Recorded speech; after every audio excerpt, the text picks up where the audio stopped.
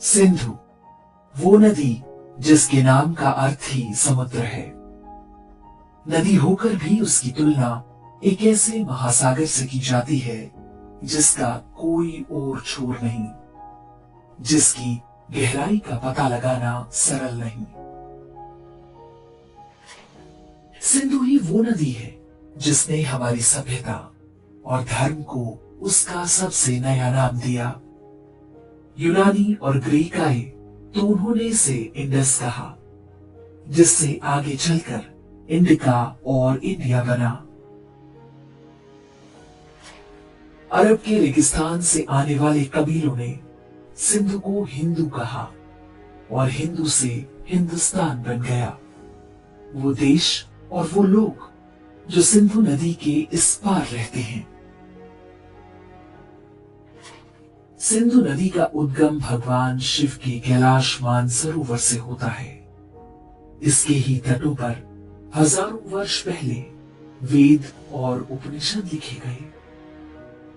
उसके ही जल से पवित्र उस ज्ञान की उत्पत्ति हुई जिस पर आज भी हर भारतीय गर्व करता है, जो सैकड़ों वर्षों से पूरे पश्चिमी जगत के लिए ईर्ष्या और आश्चर्य का विषय है।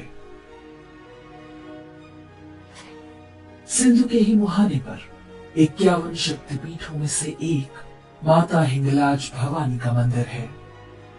वाल्मीकि रामायण में सिंधु को महानदी कहकर संबोधित किया गया है।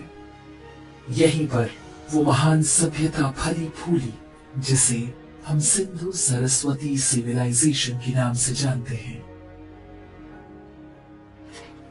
सिंधु और चिनाब के किनारे मुल्तान के प्राचीन सूर्य मंदिर का वर्णन महाभारत में भी मिलता है।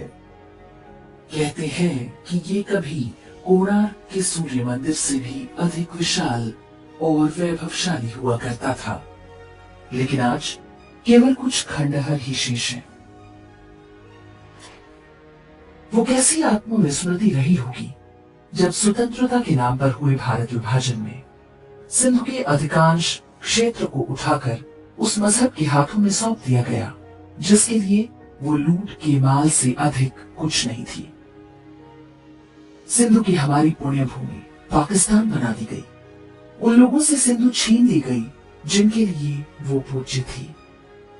उसके लगभग 100% जल पर उन लोगों को अधिकार दे दिया गया जिनके लिए वो पहाड़ से बहकर आने वाली एक दरिया भर थी। सिंधु नदी के बिना हिंदू वैसे ही है जैसे प्राण के बिना शरीर या अर्थ के बिना शब्द।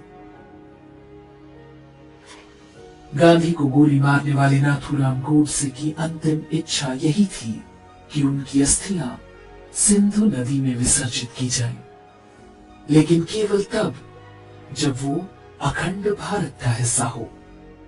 सिंधु की लहरें आज भी उन अस्थि कलशों की प्रतीक्षा में हैं। विश्व की प्राचीनतम सभ्यता के रूप में हमें प्रण करना होगा कि एक दिन सिंधु का धर्म क्षेत्र फिर से भारत भूमि कहलाएगा। इस प्रण को अपनी सामूहिक स्मृति में संजो कर रखना होगा। ये कहानी हमें अपने बच्चों को बताते रहना होगा।